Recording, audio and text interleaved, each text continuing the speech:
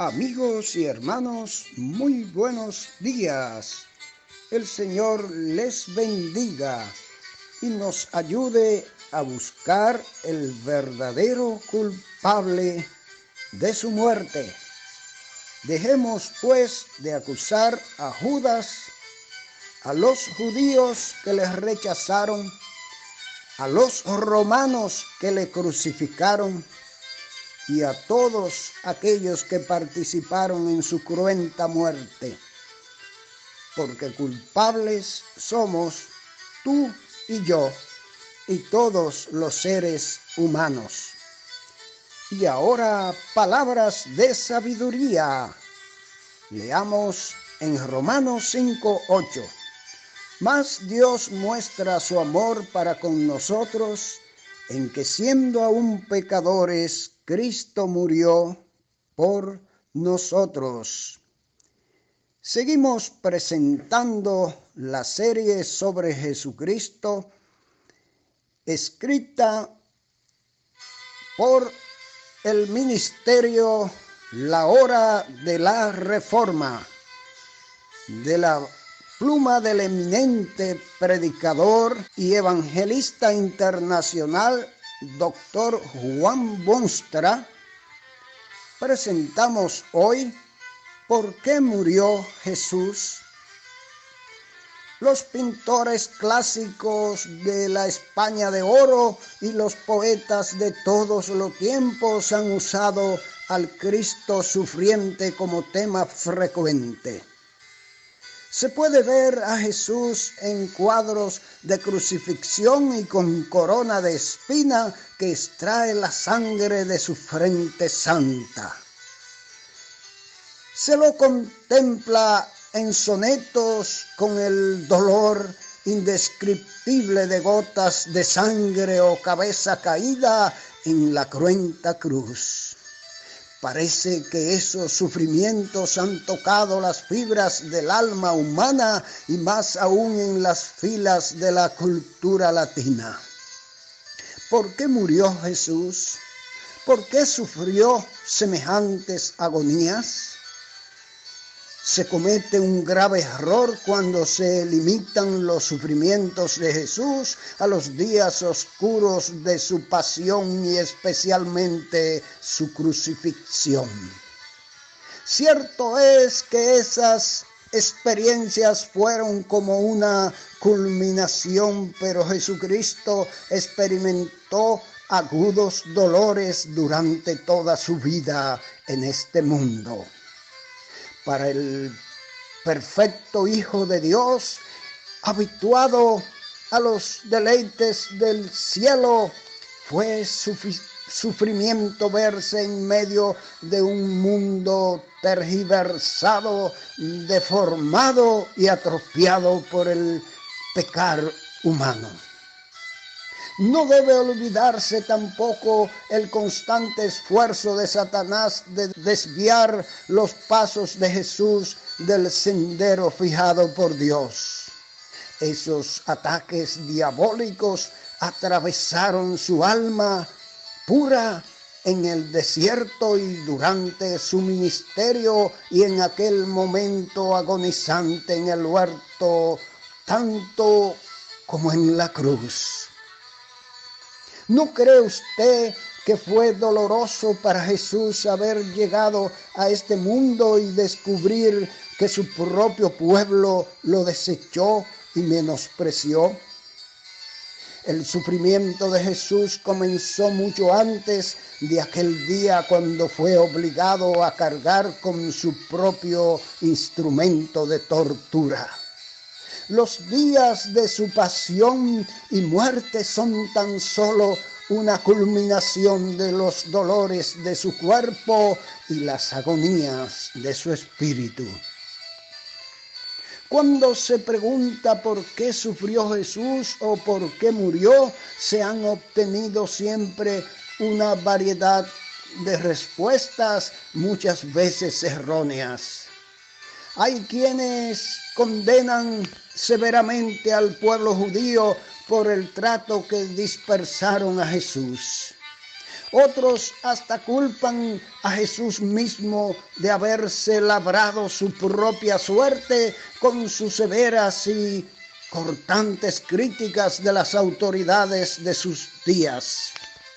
Aún otros consideran que Jesús sufrió y se dejó llevar al suplicio en aras de sus nobles ideales de perdón y de amor, como una especie de ejemplo el cual los mortales harían bien en imitar. Todas estas opiniones tienen fundamentos aceptables porque en todas ellas hay algo de verdad.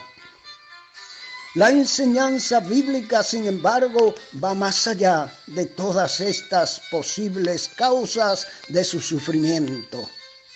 La Biblia afirma que Jesús sufrió por nuestros pecados, por los pecados de su pueblo, por los pecados de quienes serían salvos según la sabiduría y gracia de Dios.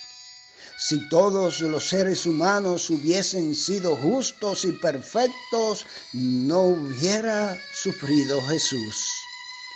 En efecto, ni siquiera hubiera hecho su aparición en la corriente humana. La única causa de los sufrimientos de Jesús fue la separación existente entre el hombre y Dios. Se necesitaba alguien que hiciera un sacrificio inmenso para volver a acercar al hombre a su Creador. El pecado se había interpuesto entre ellos y la culpa del pecado debía ser cancelada.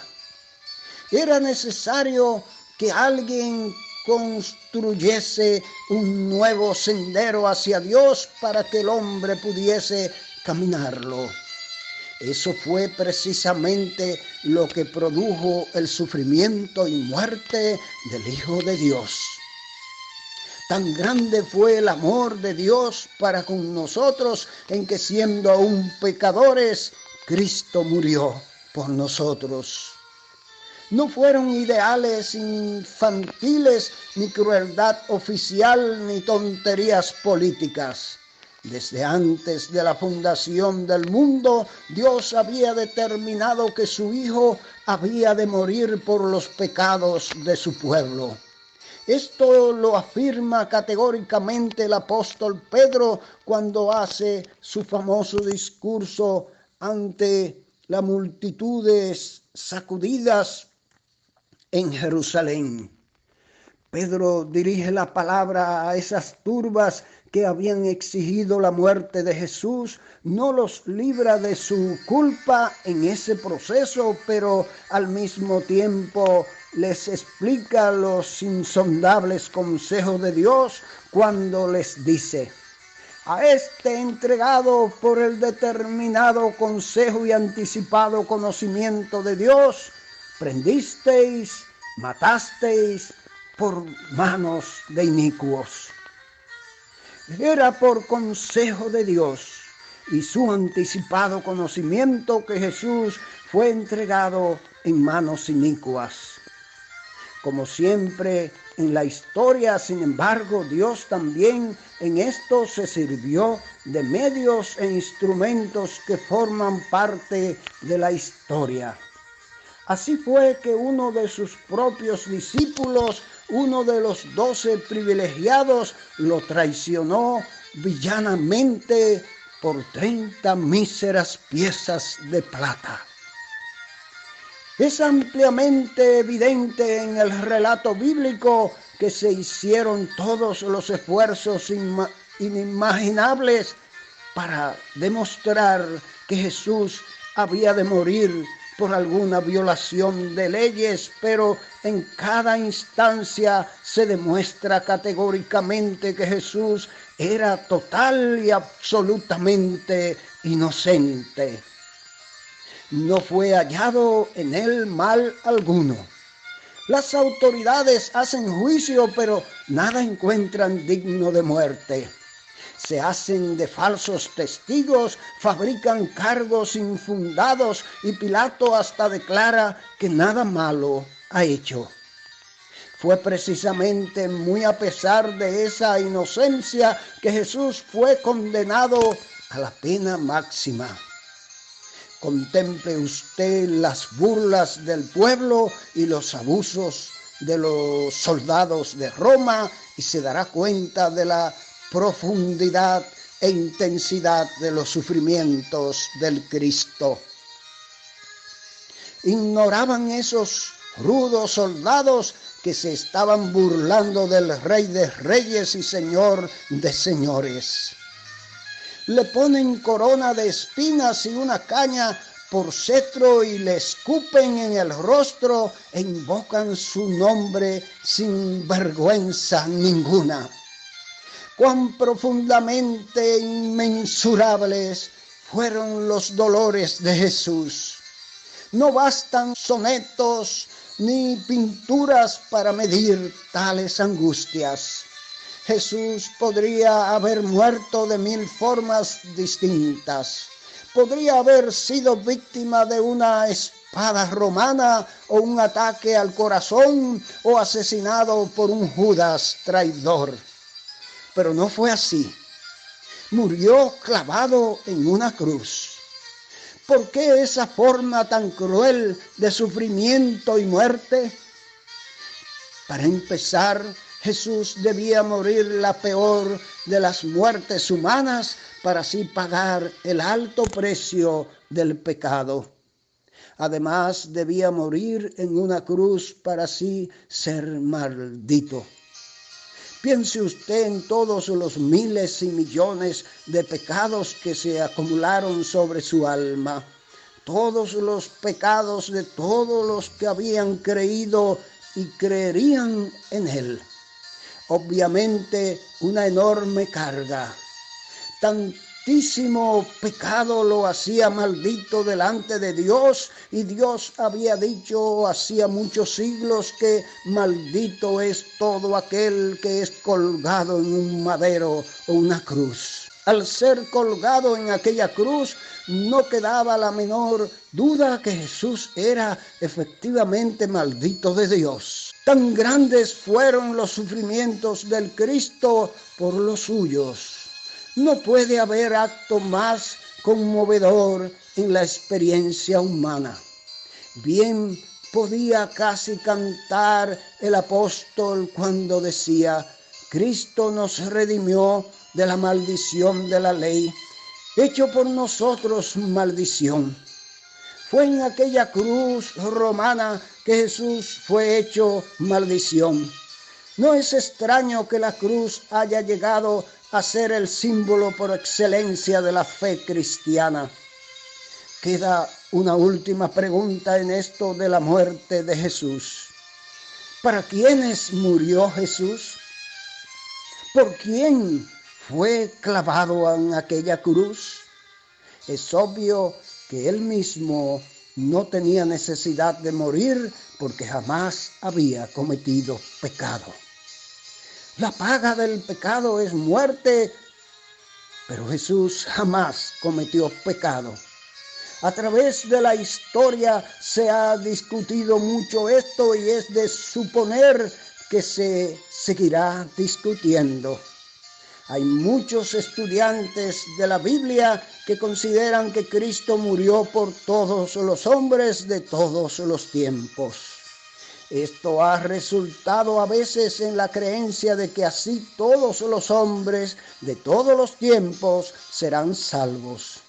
Esto, sin embargo, es más lógica humana que revelación bíblica. Las Sagradas Escrituras dejan ver claramente que no todos son salvos. Lo manifiesta en muchísimas formas distintas.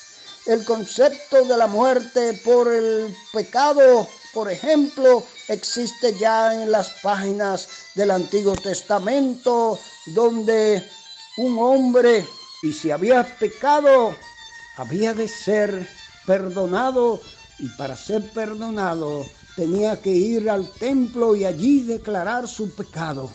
El pecado era entonces transferido a un animal que luego era sacrificado. El animal moría para pagar el pecado del pecador. Quien no transfería su pecado al animal moría en su transgresión. El apóstol Juan hace ver que quien cree será salvo, pero quien no cree en el Hijo ya es condenado. En otras palabras, no tiene que hacer más nada para condenarte, solo quedarte como está. El resumen más perfecto y más bello de todo el Evangelio se encuentra en Juan 3:16. Es allí que se define el gran propósito de Dios al embarcarse a esta increíble empresa. Porque de tal manera amó Dios al mundo que ha dado a su Hijo unigénito para que todo aquel que en él cree no se pierda, mas tenga vida eterna. Jesús sufrió lo indecible y murió en aquella cruz inolvidable para que todo aquel que en él cree no se pierda, mas tenga vida eterna. ¿Cuál es su respuesta a este interesantísimo drama de Jesús? Unos no le dan importancia alguna para detrimento de sus vidas. Otros caen postrados ante el Cristo para perdón de sus pecados y obtener la vida eterna. ¿Cuál es su caso? Ojalá que se sienta pecador y confiese al único capaz de perdonarlo a tiempo. Dios le bendiga.